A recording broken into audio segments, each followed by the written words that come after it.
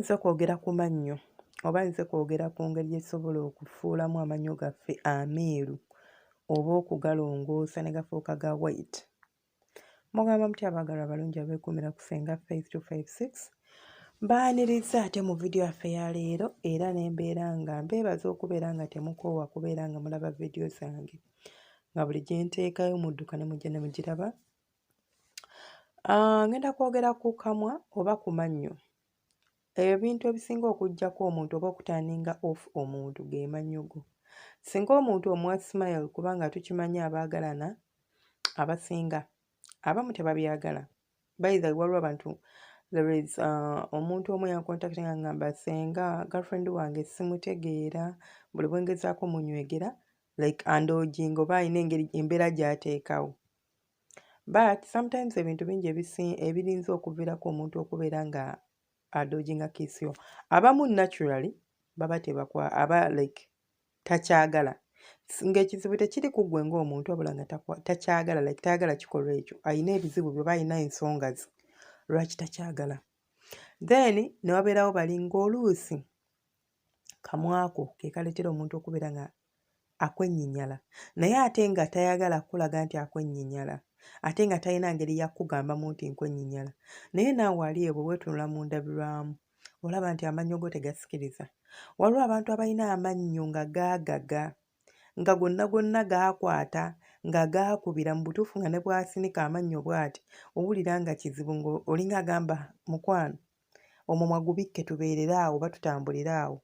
So abaana ab'obuwala oba ab'obulenzi tuyige okwefaako. Ddagala ki lye tusobola okukozesa okufuula amannyo gaffe ameeru singa gaba gaaguba nga ga yellow gonna nga gaakwata ekinzaali? Ebika by'eddagala bingi by'osobola okukozesa oba ze tuyita home remedies oba eddagala ly'osobola okukozesa nga ggwe alyekoledde ng'olitabudde waka nga togenze mu ddwaliro oba nga togenze mu clinic oba nga togenze mu dduuka nga togenze wantu wonna we batutunda eddagala n'oligula. Ekisookera ddala kye ngenda okugamba nti osobola okukwata cloves oba cloves gwe tugenda otutunira leero osobola okukwata cloves. Cloves ngenda kuteerawo ekifaananyi era ogenda kuba omulaba. Ekituufu kiri nti simanyi oba muyita mu Luganda naye obuntu buno edda kuva dda nali mbumanyi nga tubuteeka mu muceere even up to now abantu abafumba pirawo tubuteeka mu muceere. So sigenda kulimba nti mmanyi erinnya lyabo mu Luganda wabula nze nawulira nga tubuyita cloves naye era ne mu Luzungu mpulira babuyita cloves. Naye ekifaananyi kyekyo ky'olaba mu vidiyo eno gy'olaba ekifaananyi ky'obwo obuntu. Era ne bw'oba ogenze mu katale Nakasero oba mu Owino oba e Nakawa wonna w'oba ogenze mu butale n'obagamba oyagala bu cloves gwe ne bw'obalaga bulazi kifaananyi baba bajja bukufunira. Bu cloves buno tubukozesa n'omunnyo. Tubukozesa tutya? Okwata bu cloves buno n'obukolamu ensaano oba osobola ogenda n'ogula ensaano yaabwo ng'obagamba njagala ensaano ya buno obuntu ne babeera nga bagikuwa. Bw'omala ofuna ensaano eyo ojja kunfunira omunnyo oguteeka ebbali tobitabika wabula buli bw'oba ogenda okusenya ojjagala ekintu kino okikolere wiiki 2. Saagala okirweko kubanga ate cloves si nnungi nnyo ku mannyo like to be persistent ng'omukozesa nnyo wabula ate n'omugaso omugaso oguli mu cloves buno oba omugaso omulala gw'ofuna ng'okozesa cloves okulongoosa amannyo go bukuyambako okuba nga butta obuwuka bw'amannyo oba nga busannyalaza obuwuka bw'amannyo kubanga cloves alimu kye bayita antibiotics oba antibiotics like akuyambako okubeera nga amannyo go agalimu aba agadde ganyinyeera agakuluma agalimu obuwuka gatereera. Ogenda kugezesa eddagala lino okumala wiiki 2 bw'oba tolabawo results give up. Bw'oba olabawo results go ahead. Omugenda mukozesa otya? Okwata clove waffe ono n'omuteeka ku kantu oyinza ofuna akasowaani k'akatini oba like akabakuli otutini just tutini n'omanya nti ogenda okukozesa nga buli lunaku. Teekamu tu clove tutini osobola oteekamu akatundu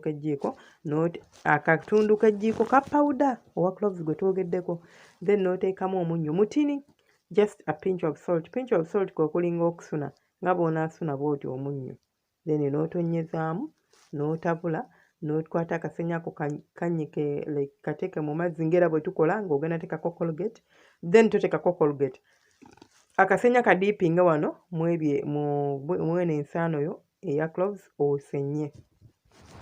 Kikola okumala wiiki 2 ojja kuba olabawo results ng'amannyo go gatandise okubeera nga gacooka. Bannange amannyo aga yellow si malungi. Ke gaba eri omwana omuwala oba omulenzi. Ne bw'oba mulungi nnyo naye omuntu kasita omwa smile ebiseera ebisinga etaaninga omuntu off. N'agamba bannange ono ng'ali bulala ng'amannyo gonna gaageyeera. Kubanga teri muntu ayagala kubeera na muntu gwenyinyala oba muntu gw'awulira nga tali comfortable with. Just imagine ng'olina amannyo ago aga yellow omuntu atambula naawe atuuka okulaga mu banno nga tawera kuba akimanyi ogenda bikulaaka mw'obabuuzeeko balabe ekinnyo kyo. Biba bimumalako emirembe. So mwefeeko mubeere nga mwerabirira. Ebintu bino eno biri costly mu ddwaliro. Okukuuta amannyo mu ddwaliro balinza okusaba emitwalo 3 oba 4 just ogakuuta, which is not even like sikiwagira nti oba ninza okugamba omuntu agenda akikole kubanga balina kaleeya ke bajjako mu process y'okukuuta amannyo. Bo tebajjaako like bajjako kaleeya ako ate ekireetera amannyo go okubeera nga gabeera gafuuka wiiki nti mudda gatuuka nga tosobola kulya kintu kinnyogoga nnyo, tosobola nga gali too sensitive, tosobola kulya kintu kyokya kugamba ng'oli awo mweyembeera naye nga kyava oluusi kubeera nga bakuuta amannyo. So osobola okukozesa home remedies ze tulina. Singa oba ogezezzaako bu cloves ne bugaana, waliwo home remedies nnyingi. Osobola ogenda ku Google n'oteekamu buteesi home remedies ezirongoosa amannyo oba ezifuula amannyo ameeru, baba bajja kuwa ebintu eby'enjawulo by'osobola okugezaako okubeera ng'okozesa. Kasita obeera nga toli sensitive gye biri oba nga tolina ka allergy konna, twewale nnyo okukozesa ekintu kyonna kye baba batulagiridde oba kye tuba tulabye mu vidiyo n'oba tokirabye wano wange. Naye ng'olina gy'okiwulidde oli nagamba nti nakozesa coconut oil mu face n'enterera nga tonnamuteeka mu face osooka oweekebere olina obuzibu bwonna naye binazi. Otherwise ojja muteeka mu face yonna ezimbe n'amaaso gabeere nga tegalaba ate weevume eyakulagiridde eddagala.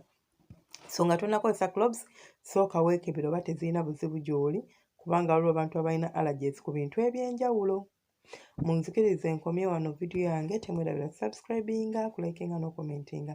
Gwa sharinga okola kya ttende era nsaba Mukama akikumalire. Akunjagalire era akumpeera ebirungi ebiyaayaanira omutima gwo. Omukama abankuumire temujjanga okwo tusisinkana ate mu